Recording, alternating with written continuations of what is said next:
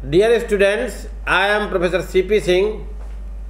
In this lecture, I shall tell you partners authority in an emergency. आपात समय में partner की authority क्या होती, क्या प्राधिकार होता है, सेक्शन 21। इम्प्लाइड अथॉरिटी में पार्टनर्स के कौन से एक्ट आते हैं और कौन से रिस्ट्रिक्शन हैं, ये भी बताना है। सेक्शन 21 में कहा गया है कि पार्टनर्स को इमरजेंसी में क्या अथॉरिटी है, वो फर्म को हानि के से बचाने के प्रयोजन से ऐसे सभी एक्ट कर सकता है जैसा कि ऑर्डिनरी प्रूडेंस वाला व्यक्ति, सामान्य बुद्धि वाला व्यक्ति अपने निजी मामलों में वैसी ही सर्कमस्टांसेस में कार्य करते हुए किए जाते जैसा, और ऐसे कार्य फर्म को आबद्ध करते। कहने का मतलब है कि इमरजेंसी के टाइम पर फर्म को बचाने के लिए पार्टनर को जो प्राधिकार दिया गया है उसका उपयोग वो तभी कर सकता है जो कुछ कंडीशंस हैं। फर्म के समक्ष आपात हो, संकट हो, इमरजेंसी हो, है ना, दूसरे पार्टनर से राय लेना संभव हो, फर्म को आपात से, इमरजेंसी से बचाना आवश्यक हो, जरूरी हो, नेसेसरी हो। पार्टनर ने जो एक्ट किया है, जो कार्य किया है, फर्म को नुकसान से, हानि से बचाने के लिए किया है। पार्टनर का एक्ट ऐसा है जैसा कि ऑर्डिनरी प्रूडेंस का व्यक्ति अपने निजी मामलों में वैसी ही परिस्थितियों में करता जैसा कि उसने किया है। यदि ये सारी कंडीशंस पूरी हैं तो फर्म के कार्य से, पार्टनर के एक्ट से फर्म बाउंड होगी। इस प्रकार पार्टनर के कार्य के लिए फर्म को बाउंड ठहराने के लिए ये देखना जरूरी है कि पार्टनर ने फर्म को हानि से, नुकसान से, लॉस से बचाने के लिए जो कार्य किया है, क्या वही कार्य अपनी संपत्ति को हानि से बचाने के लिए करता। 21 धारा 21 केवल ये बताती है कि पार्टनर ऑर्डिनरी प्रूडेंस वाले व्यक्ति के तुल्य होना चाहिए, बहुत अधिक इंटेलिजेंट होने की आवश्यकता नहीं, अपेक्षा नहीं करती। इंग्लिश लॉ इस मामले में डिफरेंट है। इस पॉइंट पर वो इंग्लिश लॉ में ऐसी कोई अथॉरिटी पार्टनर को नहीं दी गई है जैसा कि सेक्शन 21 में पार्टनर को मिली हुई है। हार्टन वर्सेस बोर्न 1841 का इंग्लिश केस एक पुराना है के मामले में फर्म के एजेंट ने फर्म को की संपत्ति को नष्ट होने से बचाने के लिए धन उधार लिया था। न उधार लेता तो फर्म की संपत्ति नष्ट हो जाती। डिसाइड होगा फर्म लायबिल नहीं थी। न्यायालय का यह मत था कि यदि ऐसा कार्य फर्म के भागीदार से हुआ होता तब भी फर्म लायबिल नहीं होती। अब बात आती है कि इम्प्लाइड अथॉरिटी, जो अभी हमने पिछले लेक्चर में चर्चा की, कौन से एक्ट जो है इम्प्लाइड अथॉरिटी के अंतर्गत माने गए हैं। पहला है to purchase goods on the kind that are used in the business of the firm. जैसा फर्म बिजनेस कर रही उसी प्रकार का कोई सामान खरीदने का अधिकार। To engage a lawyer and defend the action brought against the firm. वकील रखना और फर्म के अगेंस्ट कोई वाद लाया गया है तो उसको बचाव करना।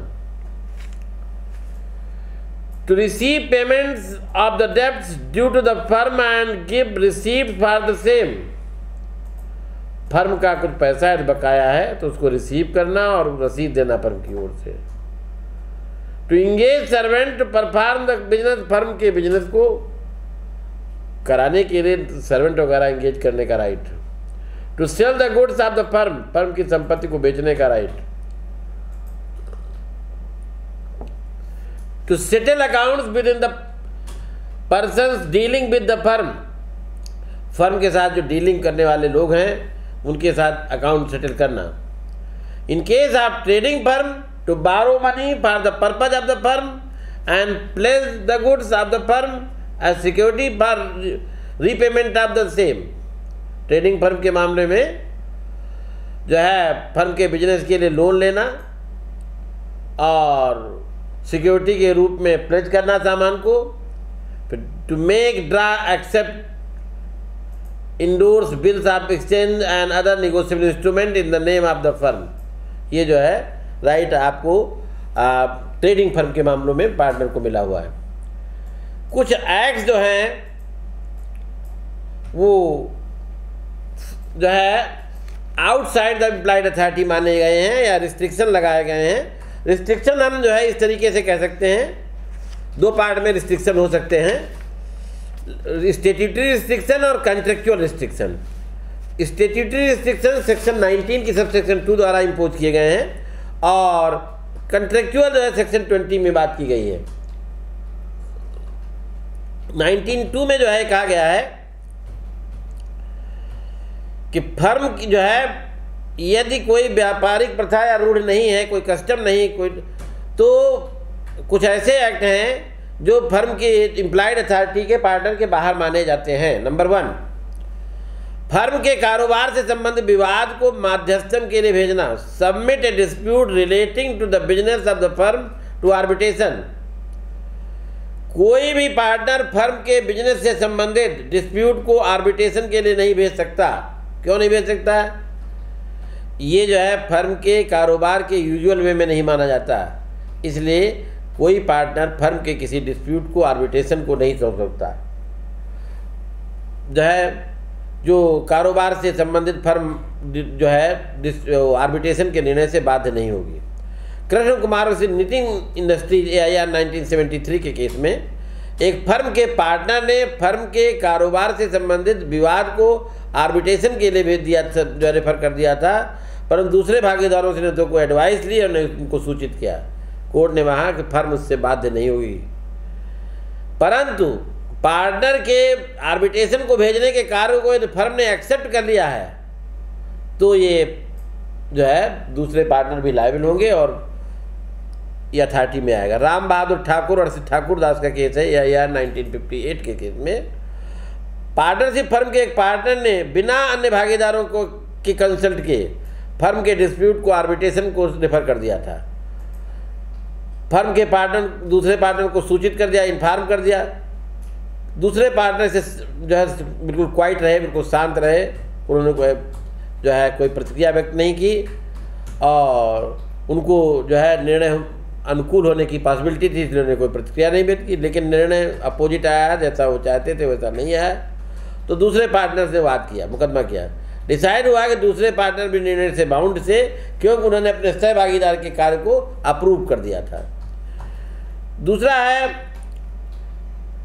बैंक में जो है अकाउंट खोलने पर restriction, to open account in the bank. Firm का कोई पार्टनर फर्म की ओर से अपने नाम से अकाउंट नहीं खोल सकता, यदि वो करता है तो पर्सनली लायबल होगा।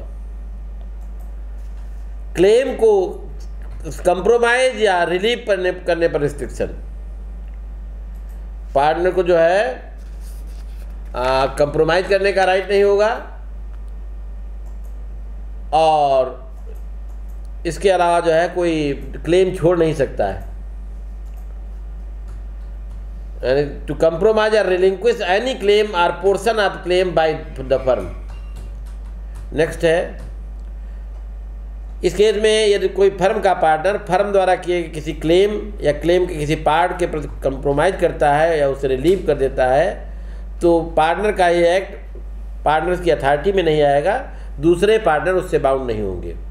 Krishna ji Bharmal ji and company versus Abdul Razzaq AIR 1942 के केस में ये कहा गया कि सेक्शन 19 की सब सेक्शन 2 क्लास C के अधीन ऐसे समझौते तथा रिलीविंग या त्याग आते हैं जिससे कोई पार्टनर फर्म के क्लेम्स को छोड़ने का प्रयत्न करता है, परंतु साधारण व्यापारिक व्यवहार निपटाने में इसमें शामिल नहीं है, निपटारे में शामिल नहीं है।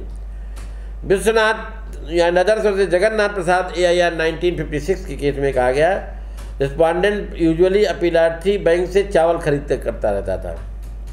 एक बार घटिया दर्जे के चावल की आपूर्ति होने पर रिस्पोंडेंट ने अपनी जानकारी, इसकी जानकारी अपीलेंट को दी।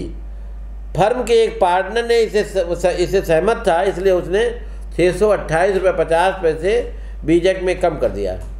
अन्य पार्टनर ने जो है बीजक की कमी को फर्म के दावे को समझौता या त्याग माना, तो तर्क दिया। निर्णित हुआ कि ये दावे का समझौता या त्याग न होकर बीजक में गलती को की दुरुस्ती से रिलेटेड था। ये नेक्स्ट है, to withdraw a suit or proceeding file on the behalf of the firm, वाद या कार्यवाही वापस लेने पर रिस्ट्रिक्शन। पार्टनर जो है को फर्म की ओर से फाइल किए किसी सूट या कार्यवाही में प्रोसीडिंग को वापस लेने, विड्रा करने पर रिस्ट्रिक्शन लगाया गया है। पार्टनर यद्यपि फर्म की से वाद फाइल कर सकता है परंतु वापस नहीं ले सकता है। देवी दयाल वर्सेस बलदेव के केस में या 1928 के केस में फर्म के एक पार्टनर ने फर्म की ओर से फाइल किए गए वाद को वापस ले लिया। ये डिसाइड हुआ कि फर्म के दूसरे पार्टनर इससे बाउंड नहीं थे। नेक्स्ट है, to admit any liability in suit or proceeding against the firm, वाद या कार्यवाही में दायित्व स्वीकार करने पर रिस्ट्रिक्शन। यदि किसी फर्म के विरुद्ध कोई वाद या कार्यवाही फाइल की गई है तो कोई पार्टनर लायबिलिटी एक्सेप्ट नहीं कर सकता। कोई पार्टनर यदि ऐसा करता है तो वह पर्सनली जो है लायबिल होगा, दूसरे पार्टनर उससे नहीं। कलकत्ता हाई कोर्ट द्वारा डिसाइडेड एक केस में तिलक राम घोष और गीता रानी AIR 1989 के केस में एक पार्टनरशिप फर्म के एक पार्टनर ने फर्म के विरुद्ध फाइल एक वाद में लायबिलिटी एक्सेप्ट कर ली थी। डिसाइड हुआ कि फर्म के पार्टनर की हिदायत से फर्म लायबिल नहीं थी क्योंकि भागीदार का ये कार्य जो है उसके इम्प्लाइड अथॉरिटी में नहीं आता है। नेक्स्ट है, to acquire immovable property on behalf of the firm, अचल संपत्ति अर्जित करने पर प्रतिबंध। यदि कोई पार्टनर फर्म की ओर से अचल संपत्ति खरीदता है, अर्जित करता है, तो उसका ये कार्य एक्ट की जो है इम्प्लाइड अथॉरिटी में नहीं आएगा। रघुनाथ दास और मोरारजी के केस में जो प्रिंसिपल लेट डाउन उस पर आधारित है, जिसमें डिसाइड किया गया था कि कोई भी पार्टनर बिना सभी भागीदारों की सहमति के फर्म के नाम से कोई इमूवेबल प्रॉपर्टी अर्जित नहीं कर सकता। नेक्स्ट है, to transfer immovable property on behalf of the firm, अचल संपत्ति के अंतरण पर प्रतिबंध। पार्टनर द्वारा फर्म की इमूवेबल प्रॉपर्टी का ट्रांसफर पार्टनर के जो है इम्प्लाइड अथॉरिटी के अंतर्गत नहीं माना जाता, अतः उसे फर्म को फर्म की संपत्ति बेचने, लीज पर देने, मार्गेज करने का राइट्स नहीं होता। यदि कोई पार्टनर फर्म की संपत्ति को अंतरित करता है तो फर्म के दूसरे पार्टनर इससे बाउंड नहीं होंगे। देवी प्रसाद राय वर्सेस कन्हैया लाल 1986 के केस में भागीदारी के फर्म के एक पार्टनर ने दूसरे अन्य भागीदारी की सहमति के बिना ही फर्म की संपत्ति बेच दी। डिसाइड फर्म ऐसे ट्रांसफर से बाउंड नहीं होगी। नेक्स्ट है, लास्ट है, to enter into partnership on behalf of the firm, कोई भागीदार फर्म जो है दूसरी भागीदारी में शामिल होने पर प्रतिबंध। कोई पार्टनर फर्म की ओर से किसी दूसरी भागीदारी में शामिल नहीं हो सकता। यदि कोई पार्टनर फर्म की ओर से किसी दूसरी पार्टनरशिप में शामिल होता है, एडमिट होता है, तो ऐसे फर्म जो है उस कार्य से फर्म जो है लायबिल नहीं होगी। कोई पार्टनर फर्म की दूसरी साइड में शामिल हुआ कब माना जाएगा, इसका अभिनिर्धारण घीसू लाल और अभय कुमार AIR 1956 के केस में किया गया। इस मामले में डिसाइड किया गया कि कोई पार्टनर फर्म की ओर से दूसरी फर्म में शामिल हुआ तभी समझा जाएगा जब फर्म के अन्य भागीदारों ने या तो अपनी कंसेंट दे दी हो या उसे जो है रेटिफाई कर दिया हो। परंतु यदि किसी पार्टनर के साथ लाभ के लिए किसी सौदे के में शेयर लेने में शामिल होती है तो दूसरी भागीदारी में शामिल होना कहा जाएगा। मेंस वर्सेस डॉर्सी के केस में आलू का कारोबार करने वाली फर्म का एक पार्टनर ने ज्वाइंटली जो है दूसरे के साथ आलू खरीद कर जहाज में न देने की भागीदारी में शामिल हुआ। ये डिसाइड हुआ कि पार्टनर फर्म की ओर से किसी नई भागीदारी में शामिल नहीं हो सकता। फिर कुछ रिस्ट्रिक्शन जो लगाए गए हैं, कॉन्ट्रेक्चुअल रिलेशन है। सेक्शन 20 में कहा गया है कि फर्म के भागीदार संविदा द्वारा फर्म के भागीदार के विवक्षित अधिकार को घटा बढ़ा या प्रतिबंधित कर सकते हैं, है ना। अब वो राइट दिया गया है कि फर्म के जो है पार्टनर हैं वो कंट्रैक्ट करके वो घटा बढ़ा सकते हैं पावर को।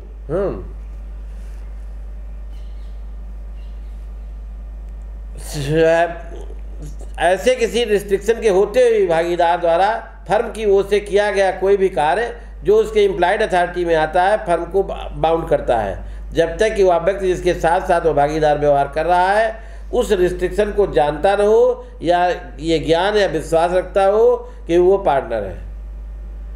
कहने का मतलब ये है, जनरली जो है शर्तें हैं, कोई व्यक्ति प्रतिबंध से तभी बाध्य होगा जब निम्नलिखित में से कोई शर्त पूरी होती हो, निम्नलिखित शर्तें पूरी होती हो संविदा से प्रतिबंध में। पार्टनर से कंट्रैक्ट करने वाले व्यक्ति को प्रतिबंध का ज्ञान रहा हो, पार्टनर से संविदा करने वाले व्यक्ति को रिस्ट्रिक्शन का नॉलेज रहा हो, ऐसे नहीं बाउंड हो जाएगा। जिस पार्टनर से उसने संविदा की उसके बारे में भागीदार होने का ज्ञान व विश्वास हो। प्रीवी काउंसिल ने मोतीलाल और उन्नाव कमर्शियल बैंक या 1930 के केस में दो व्यक्तियों की पार्टनरशिप में एक पार्टनर को आपसी करार द्वारा विनिमय पत्र लिखने से प्रतिबंधित किया गया था, परंतु इसकी सूचना बैंक को नहीं दी गई।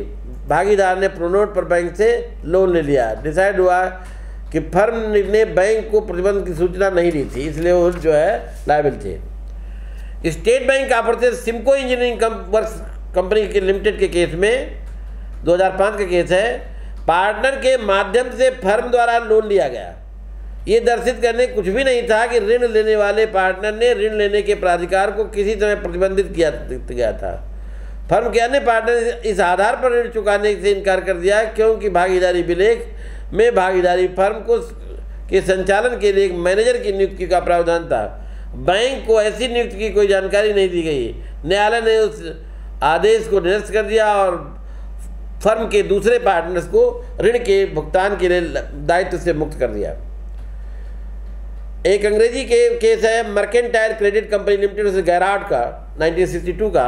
कारों की मरम्मत करने तथा किराए पर लेने वाली फर्म के पार्टनर को आपसी अनुबंध द्वारा कार खरीदने तथा बेचने से प्रतिबंधित किया गया था। एक पार्टनर ने 700 पौंड में कार बेच दी, जो है बायर को परचेजर को प्रतिबंध के बारे में जब पता लगा तो उसने मूल्य वापस मांगा। फर्म दायी नहीं थी क्योंकि खरीदार को प्रतिबंध की जानकारी नहीं थी। अब जो है पार्टनर्स जो है वो जो रिस्ट्रिक्शन संविदात्मक और स्टैट्यूट लगे उनमें अंतर दोनों में क्या होता है। जो स्टैट्यूटरी रिस्ट्रिक्शन है सभी पर लागू होते हैं, चाहे रिस्ट्रिक्शन के बारे में जानकारी हो या न हो, परंतु कॉन्ट्रेक्चुअल रिस्ट्रिक्शन केवल उन्हीं व्यक्तियों पर लागू होते हैं जिन्हें प्रतिबंध की जानकारी होती है। नेक्स्ट है वैधानिक प्रतिबंध घटाए बढ़ाए नहीं जा सकते। जो वैधानिक प्रतिबंध हैं वो घटाए बढ़ाए, परंतु संविदात्मक प्रतिबंध घटाए बढ़ाए जा सकते हैं। Thank you very much.